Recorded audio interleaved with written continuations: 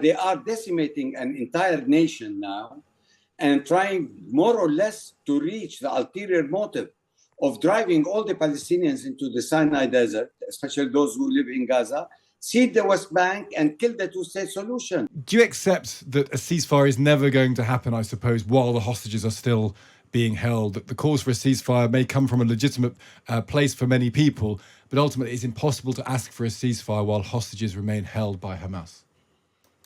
Well, basically, when you talk about hostages in a crisis situation, I think that could be a bargaining leverage for Hamas.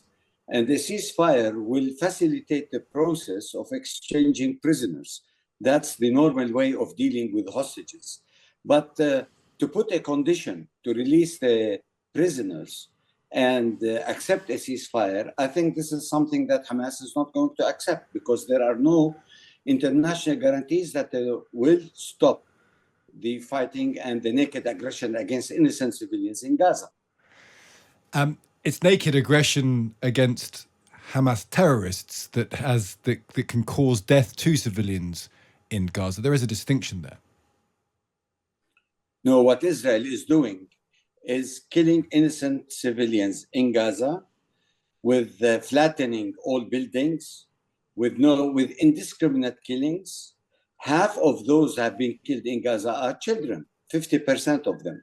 How can Israel justify its self-defense by attacking hospitals, by trying to cut electricity and what have you? And we don't need to repeat the saga, because we today would like to see a position by the international community to put pressure on Israel to stop this carnage and to start allowing humanitarian assistance to people, especially for 1.4 million displaced forcefully by the Israeli attacks. So the onus should not be put on Hamas, who are in tunnels where collective punishment is being exerted on the Palestinian people, and to justify that they are pursuing Hamas militants while they are decimating an entire nation now and trying more or less to reach the ulterior motive of driving all the Palestinians into the Sinai Desert, especially those who live in Gaza, cede the West Bank and kill the two-state solution. There is a political agenda behind this. But it's not a question of revenging Hamas and what Hamas has done, sir. But the proximate cause of this is the decision by Hamas on October 7th to go into Israel and kill 1,400 people, to take 239 hostages. They then go back and hide in tunnels, but the responsibility for what's happening now surely must rest on their shoulders. Whatever else went on over history, which is a perfectly legitimate discussion to have, the proximate cause of this was a decision by a terrorist organization to kill 1,400 people. That is the thing that set this off. They have to bear responsibility for that, surely. Well, actually, the Palestinian-Israeli conflict does not start with October 7th.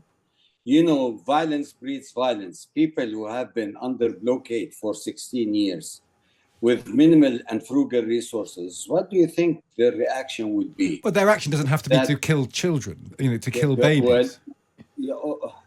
Kill children. 4 wars have been waged against the people in Gaza, killing them, decimating them. You don't consider those onslaughts by the Israeli state terrorism. And now you're talking about one incident to justify the indiscriminate killing of civilians en masse now in the eyes of all the international community. All televisions are showing that they are massacring children. The question is, you go back to the root causes of the conflict. This is how you decide to resolve a conflict. It's not by action, reaction, a cycle of peace, a cycle of violence, and then putting the onus on one militant faction to justify the eradication of a whole nation. I mean, how do you call this? I mean, where is the moral ground of the international community that takes one side of the story and not the other side of the story, and try more or less to portray the historic narrative of the Israelis and putting the occupier on the occupied on equal footing? This is ridiculous. I mean, this should not be the approach of the international media mainstream. We should look for solutions rather than putting blame on one side against the I other. think the international community would say that the temporary solution is a pause to allow humanitarian aid in. The secondary thing is to allow Israel a legitimate military objective, which is to remove Hamas. And then a third is some sort of political settlement that gives ability to live to both Palestinians and Israelis. That feels like the three things that people are calling for: a pause, the right to eliminate Hamas, and then some sort of two-state solution. Presumably, you agree with that to a certain extent. Well, let me tell you, yes, I agree to a certain extent. But the question of removing Hamas is like 10/0 undefined in algebra. They are not going to remove Hamas because Hamas is an ideology. It's not people just fighting Israel. It is an ideology. It's an Islamic fundamentalist ideology that believes in the resistance of occupation. They believe that these occupiers should leave the land. For the last 75 years, they have been occupying them. Now, if you kill a leader, another leader will come up. If you kill 100 militants of Hamas, thousands of militant Hamas will come. I mean, the idea of really trying to fool the world that they are going to chase Hamas and get these militants out of Gaza is something absurd, because it's not going to happen, my friend. Who is paying the heavy price today? The Palestinian innocent civilians in Gaza, let alone the West Bank. You're forgetting the West Bank. No, Things are burning in the West Bank, and things are going to ignite very soon. And do you believe, just to finally leave it here then, that I talked about this of the two-state solution. Do you believe there is a world in which there's a Palestinian territory, there is Israel. Israel has a right to exist. Palestine has the right to exist in a two-state solution. Is that what you fundamentally believe and look for? Do you accept Israel's part in that? Israel has a right to exist within that. Yes, sir. We have accepted Israel's right to exist in 1988 when we have declared the independence of Palestine on the borders of 1967. We have had the Oslo Accords, in which eventually 78% of Palestine will be the state of Israel, and the remaining 22% will be the state of Palestine.